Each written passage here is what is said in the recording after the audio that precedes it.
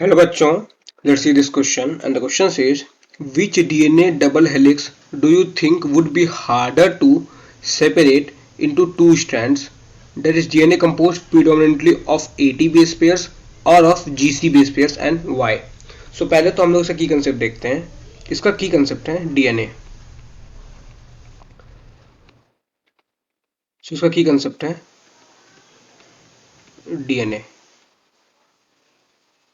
अब ये DNA होता क्या है? तो डीएनए एक जेनेटिक मटेरियल है. ये जो लॉन्ग पॉलीमर होता है डीऑक्सी राइबो न्यूक्लियोटाइड का. So DNA it is long polymer of long polymer of deoxy ribo nucleotide. So long polymer होता है डीऑक्सी राइबो न्यूक्लियोटाइड का.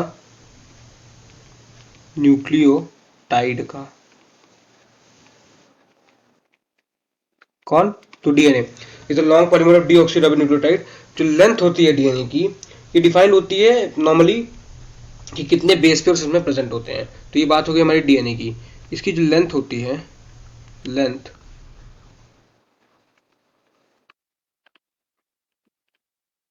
डिफाइंड एज, किसकी लेंथ की बात कर रहे हैं यहाँ पे डीएनए की लेंथ की बात कर रहे हैं. तो length of DNA defined as number of nucleotide, number of nucleotide, number of nucleotides. या फिर हम लोग क्या लिख सकते हैं, न्यूक्लियोटाइड को हम लोग क्या बोल सकते हैं, न्यूक्लियोटाइड को हम लोग बोल सकते हैं कि क्या बोल सकते हैं, इसको बोल सकते हैं कि बेस पेयर. बेस पेयर का पेयर ऑफ न्यूक्लियोटाइड को बेस पेयर बोलता है. Pair of nucleotide refer to as base pair. Pair of nucleotide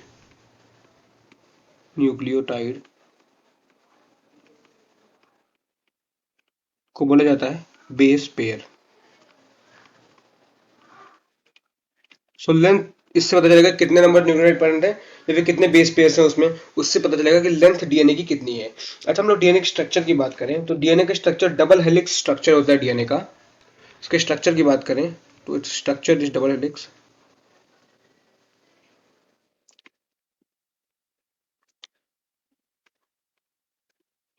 structure is double helix.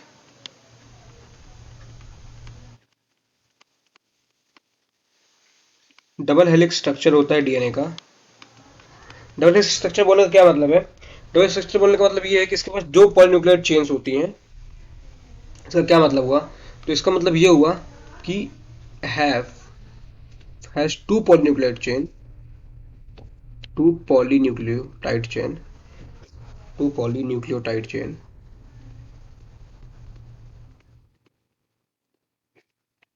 इसके पास जो डीएनए होता है इसका डबल हेलिक्स स्ट्रक्चर होता है. डबल हेलिक्स स्ट्रक्चर का मतलब हो गया कि इसके पास दो पॉलीन्यूक्लियर चेन होती है. जो दोनों चेन होती हैं उनकी पोलैरिटी एंटी पैरेलल होती है. क्या मतलब हुआ? एक हम लोग जो है बात करते हैं तो और दूसरी बात करते हैं both chain have anti parallel polarity, have anti parallel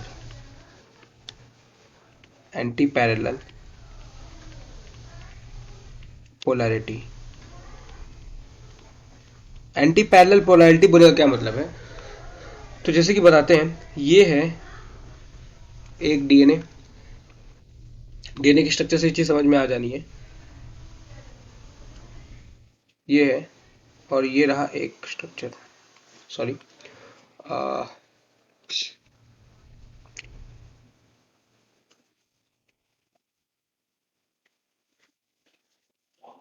ये डीएनए का स्ट्रक्चर है मान लीजिए. तो इसके ऊपर जो डीएनए का स्ट्रक्चर है, जो दो पॉलीन्यूक्लियोटाइड चेन है, एक पॉलीन्यूक्लियोटाइड चेन की हम लोग मान लेते हैं पोलैरिटी है 3 to 5 और दूसरे पॉलीन्यूक्लियोटाइड चेन की हम लोग पोलैरिटी मान लेते हैं 5 से 3. तो इसको जैसे कि बताया गया कि एंटी पैरेलल होता है. एक की हम लोग मान लेते हैं कि मान लीजिए इसकी पोलैरिटी हो गई 5 - to 3 - इस वाली की पोलैरिटी हो जाएगी 3 - to 5.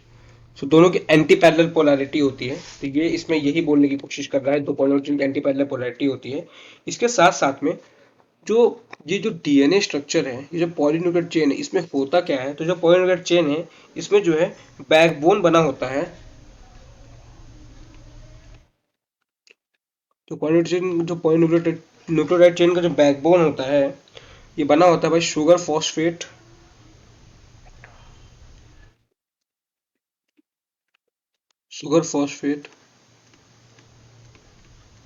फॉस्फेट और जो बेस पेयर्स होते हैं वो इनसाइड प्रोजेक्ट करते हैं, and base pairs project inside,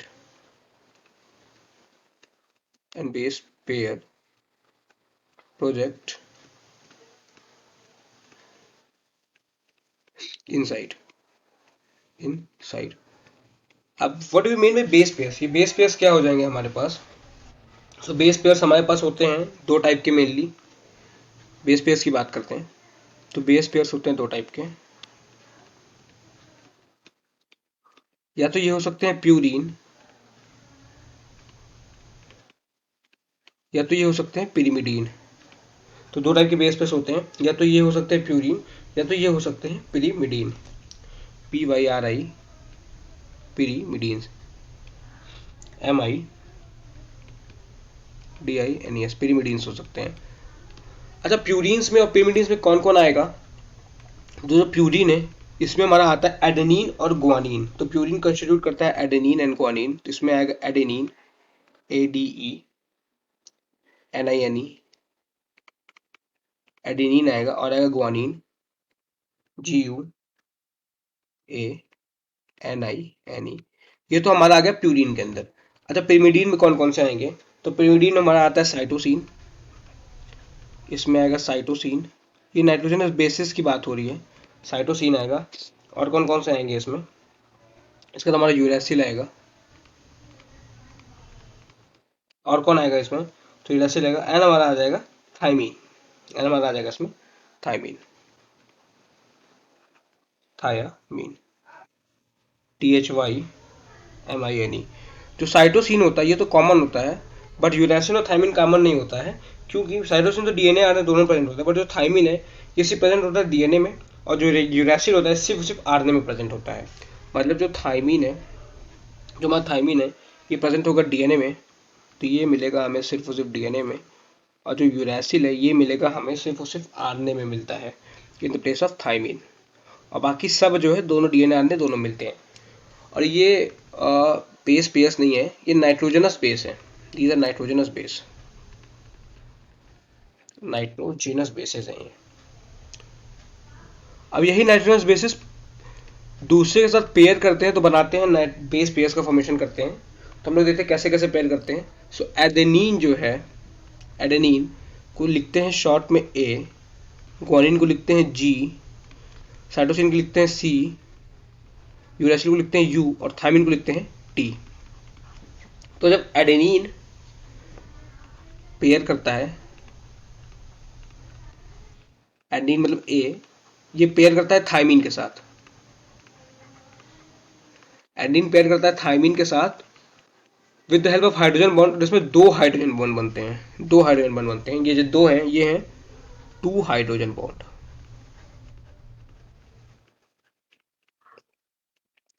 दो हाइड्रोजन बॉन्ड बनेंगे। और जब गुआनिन पेयर करता है साइटोसिन के साथ तो तीन हाइड्रोजन बॉन्ड का फॉर्मेशन करता है। और जब गुआनिन, GUANINE, गुआनिन मतलब जी, जब ये पेयर करता है साइटोसिन के साथ, CYTOSINE, साइटोसिन के साथ मतलब सी के साथ जब पेयर करेगा तो बनाता है तीन हाइड्रोजन बॉन्ड का फॉर्मेशन करता है। तो यहाँ पे तीन हाइड्रोजन बॉन्ड बनते हैं, 3 हाइड्रोजन बॉन्ड। सो तीन हाइड्रोजन बॉन्ड यहाँ पे बनेंगे, और यहाँ पे बनेंगे हमारे दो हाइड्रोजन बॉन्ड। तो यही बात है। अब यहाँ पे हम लोग इसको समझते हैं, इसमें डाल के समझते हैं तो हमें समझ में आएगा। जैसे मान लीजिए ये ए है, ये है मान लीजिए ए, ये है जी, ये है सी, ये है टी। तो ए के अपोजिट में क्या आएगा? ए के अपोजिट में आएगा टी, ये टी आ गया, जी के अपोजिट में, ए के अपोजिट में आएगा टी, जी के अपोजिट में आएगा सी, ये बस समझाने के लिए बताया जा रहा है। सी के अपोजिट में आएगा जी और टी के अपोजिट में आएगा ए। जैसे कि बताया गया कि ए और टी के बीच में डबल बॉन्ड होता है, दो हाइड्रोजन बॉन्ड होगा, इसमें दो हाइड्रोजन बॉन्ड होगा, इसमें तीन हाइड्रोजन बॉन्ड होगा, इसमें तीन हाइड्रोजन बॉन्ड होगा, इसमें दो हाइड्रोजन बॉन्ड होगा। तो जितने ज़्यादा नंबर ऑफ हाइड्रोजन बॉन्ड्स होंगे, जितने ज़्यादा, अब इससे क्या समझ में आता है, इससे समझ में आता है कि जितने ज़्यादा नंबर ऑफ हाइड्रोजन बॉन्ड्स होंगे, so more number of hydrogen bond, more, जितने ज्यादा हाइड्रोजन बॉन्ड के नंबर होंगे, हाइड्रोजन बॉन्ड का नंबर मतलब क्या, कि जितने ज्यादा GC bond, GC rich nitrogen base pairs होंगे, so more number of hydrogen bond,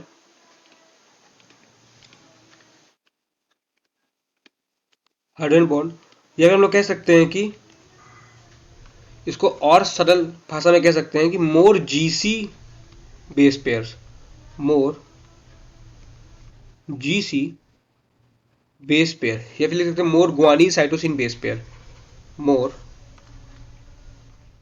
guanine, GUANINE, guanine cytosine base pairs जितने ज़्यादा होंगे उतना ही डिफिकल्ट होगा डीएनए को सिंगल स्टेज में तोड़ना। So more number of hydrogen bond, या फिर जो guanine cytosine base pair, more difficult, more difficult will be to separate DNA